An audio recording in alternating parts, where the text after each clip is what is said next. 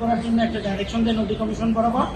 নদী কমিশন যে ডাইরেকশন পেয়ে নদী কমিশনে একটা সার্ভে রিপোর্ট দাখিল করে, সেখানে 850টি স্থাপনা, প্রায় 40 একর সম্পত্তি অবৈধ দখলদার চিহ্নিত হয়।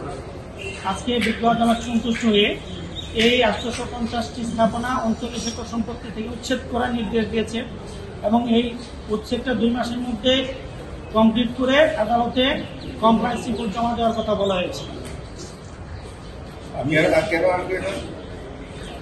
এর আগে কি মানে কি অর্ডারটা ছিল যে এখানে যে অবৈধ দখলদার আছে, এই সাভার নামাবাজার অংশে যে অবৈধ দখলদার আছে, এই দখলদারদের চিহ্নিত করার একটা নির্দেশ ছিল, সার্ভে করে অবৈধ দখলদার চিহ্নিত করার একটা নির্দেশ ছিল।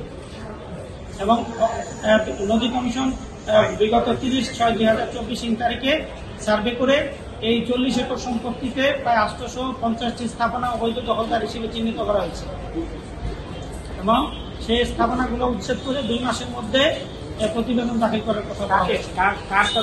এটা ঢাকা ডিসি, সাভার ইউএনও, এসিলাম সাভার থানা এবং এসপি ঢাকা এবং পিটিশনটা